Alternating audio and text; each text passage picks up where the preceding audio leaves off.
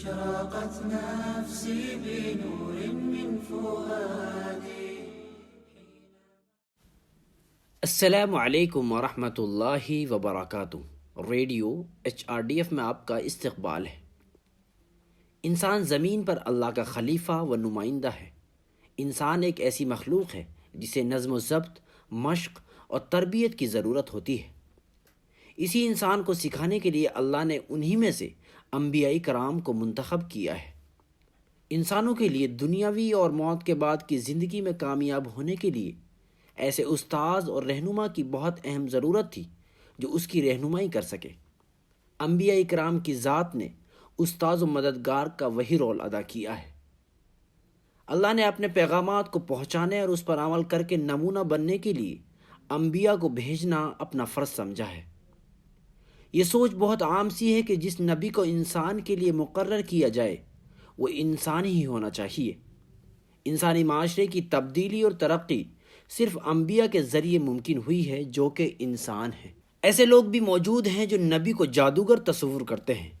نبی کوئی جادوگر نہیں جو اپنے ماننے والوں کو خفیہ ذرائع سے جو چاہے دے سکے۔ جب نبی صلی اللہ علیہ وسلم سے کرشمہ سازی یعنی معجزات کرنے کے لیے کہا گیا تو حضرت محمد صلی اللہ علیہ وسلم نے فرمایا کہ میں بھی تمہاری طرح ایک انسان ہوں، فرق صرف اتنا ہے کہ مجھے پیغام حق دیا گیا ہے۔ انبیاء وہ تھے جنہوں نے الہی پیغام کی بنیاد پر مذہب اور ثقافت کو تشکیل دیا۔ نبوت کا سلسلہ حضرت محمد صلی اللہ علیہ وسلم کی تقرری کے ساتھ ہی ختم ہو گیا۔ آپ صلی اللہ علیہ وسلم نے پریکٹیکل کر کے دکھایا کہ اسلام کو تمام انسانی معاملات میں کیسے لاگو کیا جا سکتا ہے۔ روشن خیال لوگ وہ ہیں جو اپنی زندگی کو حضرت محمد صلی اللہ علیہ وسلم کی زندگی کے مطابق بنانا چاہتے ہیں۔ مومن وہ ہوتا ہے جو نبی کو اپنا رول ماڈل مان کر اسی طرز پر اپنی زندگی گزارتا ہے۔ مومن دوسرے طریقوں کی پیروی صرف اس صورت میں کرتا ہے جب وہ نبی کے عمل کے مطابق ہو۔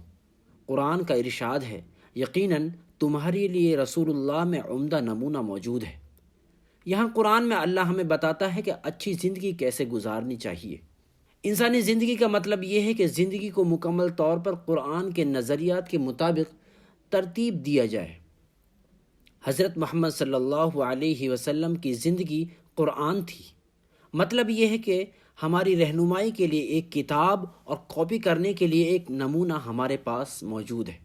اللہ تعالی ہم سب کو نبی صلی اللہ علیہ وسلم کی زندگی پر چلنے کی توفیق عطا فرمائے۔ اشرقت نفسی بنور من فؤادی۔